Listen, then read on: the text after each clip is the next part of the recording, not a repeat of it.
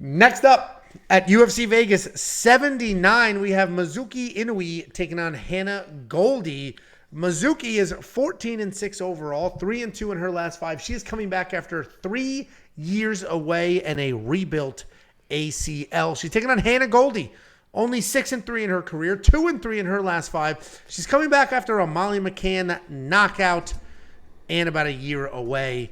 Mizuki, as I mentioned, she's been out for 3 years, but in the complete picture of her MMA career, it's not that long because she has been a professional, not training since, an actual professional fighter since she was 16 years old. And with 13 years of experience under her belt, she's pretty well-rounded. For the most part, she's a busy striker, no real power, but plenty of volume. She is coming off that layoff. I mentioned she tore her ACL, but interview after interview, she's talking about, I'm fine. I needed the break. It's better for me. And frankly, it probably is. Like, it sounds awesome making your debut at 16, your professional debut, but that's a long time. And it really, like, I was on a professional golf tour at 16 years old.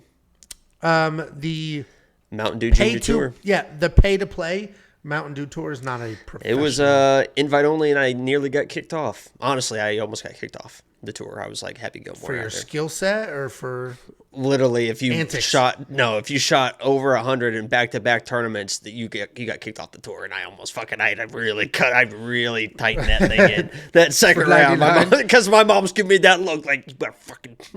That's a lot of money. Suck it up.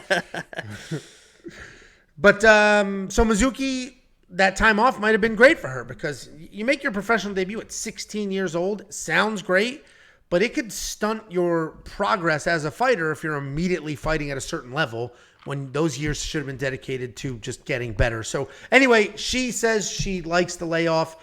Obviously, 3 years away is a little bit concerning, but she does have quite a bit of experience. She's been in the UFC. This is not her UFC debut. She's 1-1. She had 2 really tough fights. She lost to Amanda Lemos in a decision and then beat Yanan Wu. She's taking on Hannah Goldie. Hannah Goldie is short and jacked. She's strong as hell, but she doesn't use any of that in her fights. Relax, jeez. You would think is jacked. She's jacked.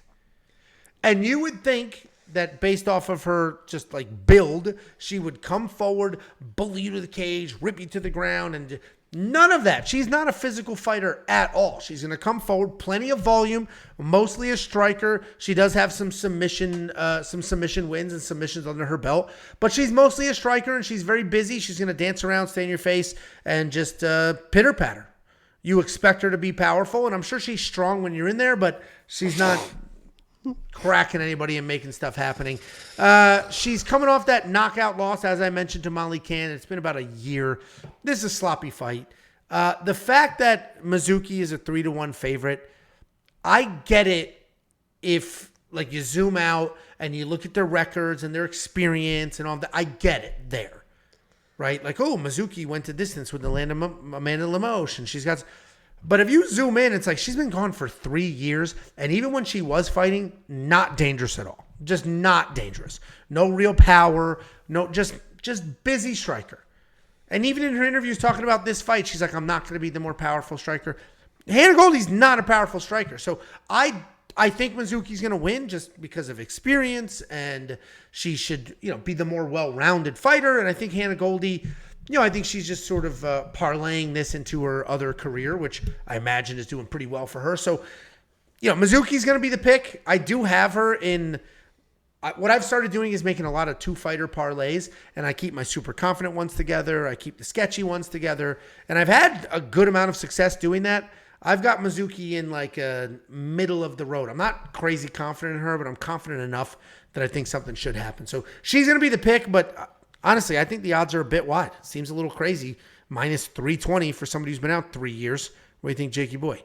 Yeah, if she didn't have that 3-year layoff, these odds would be fucking minus 750, minus 900, minus 1,000. That is just the talent level difference between these two females. Hannah Goldie looks the part. She looks like she should be a good fighter, but she has shown that she is just not a UFC level fighter. She just is not. She lost basically every single fight. That one that she won, she was getting absolutely steamrolled. Found the armbar, credit to her for that.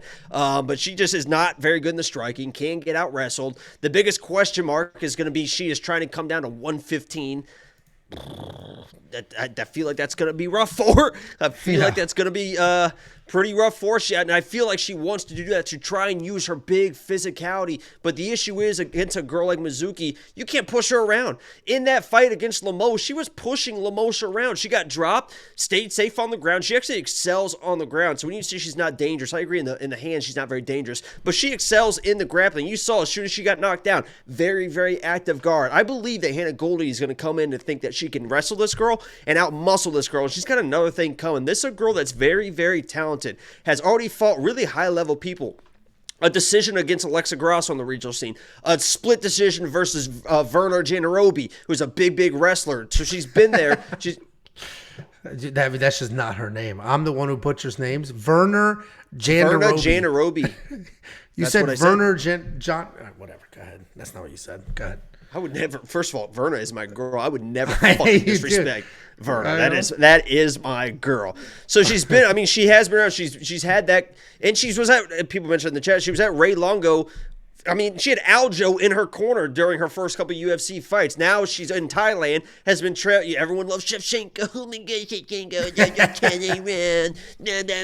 the girl that fucking didn't win the belt Saturday night, but showed that she actually looked a little bit better than I thought she was going to. That's who Mizuki has been training with. This whole camp, to get ready for this camp and for Chevy to get ready, Mizuki's been over there kickboxing with Shevchenko in Thailand. So she's been at good camps. She's fought good people. She's a very, very talented girl. I think she can win the striking, wear Goldie down, maybe get a TKO, or if Hannah wants to wrestle, she's going to get too aggressive and she's going to get fucking submitted. So I'm very high on Mizuki. I think she'd be minus 350, minus 400 in this matchup. Obviously, the layoff is but I think she's going to be sharp in there.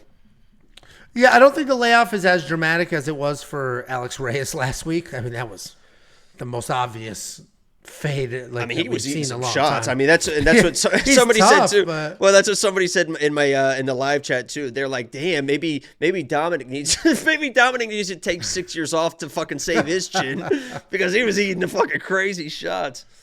No, I mean, and that's a shame. And honestly, just the fact that he made it back in the cage, he was just trying to prove something to himself. And he had wild health issues. Win or too. lose, blowing out your knee is not really that big a deal these days, you know. No, yeah, it just takes not like just takes time. Last night. Yikes. What? Oh yeah, dude. That I don't even watch. I'm not a diehard football guy. Yeah, it was everywhere, probably. Yeah, yeah, dude.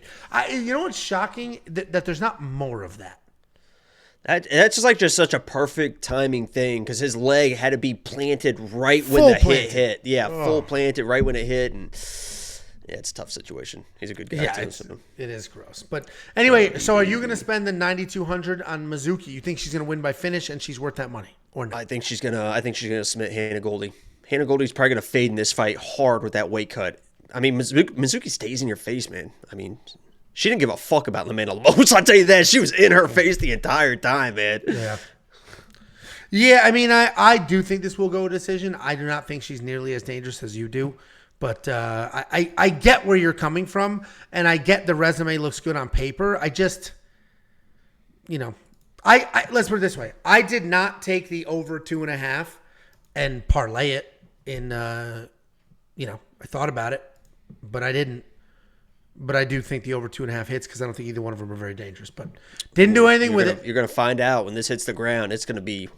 Hey, listen. Maybe I'll. She was at Longo. Oh, didn't they just lose their asses at UFC 292? All of them. They did. Like literally all of them. Well, Matt Fravola's still doing his fucking thing. So. Well, all the ones that fought. I mean. Well, and Marab. I mean, we're just listing anybody that's there. But hold on. I'm pulling up the odds real quick. The under is plus 240. I mean, maybe I ride the Jacob wave. I don't feel like I think that's some of the best value on the card. Especially, I mean, for the skill level difference, that's enough to sprinkle on the plus 240 under 2.5, or does not go down, whatever you want to play, whatever. I even been more specific. I mean, I played Mizuki inside the distance. The skill gap is way wide. Yeah, it's like if we fought. It could be. We might see our first death in the cage in that case. I agree. I actually don't think whatever. Personally, I think the weight cut would probably affect her more than the skill cut. I just don't think Mizuki's dangerous. You're making her sound like a killer on her feet, a killer on the ground. I'm just talking about just knowing what the fuck she's doing, knowing how to throw a combination, know how to get a takedown, know how to throw it. I mean, it's just like, its skill gap is just way different. Like you said, she's been doing this since she was fucking 16. Hannah Goldie's just been, Mizuki's been training for this fight. Hannah Goldie's been training for OnlyFans. Trust me. Trust me, he said. Well, maybe I throw a quarter of a unit on the under, and if it misses, I will PayPal. I tell you what, I was gonna say, put a half a unit on it, put a full unit on it. If it doesn't hit, I'll pay you back. But it's gonna. No, hit. I don't want that. Okay. I mean, it would be nice, obviously, but I'm not gonna. That's just you betting and giving me the winnings. That's all that is. Yeah, I want that. I already have it bet, so. All right. Well. Stop giving away the premium. WeWantPicks.com. Become a premium member. It's only $10 a month, and you can see that bet that Jacob just gave you for nothing. WeWantPicks.com. Click Become a Member. Also, it sounded like I just said WeWantPiss.com. $20 super chat from Avery again. Liking Vidal Mokun battle at plus 172. Jacob has no Tabitha Ricci Riz.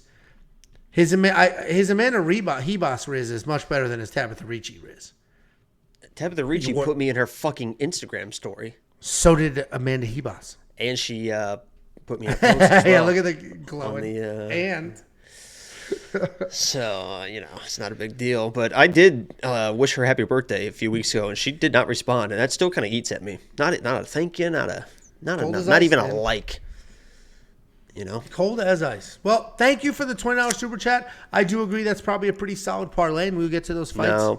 No. Jacob and I feel very, very, very differently on one of those fights.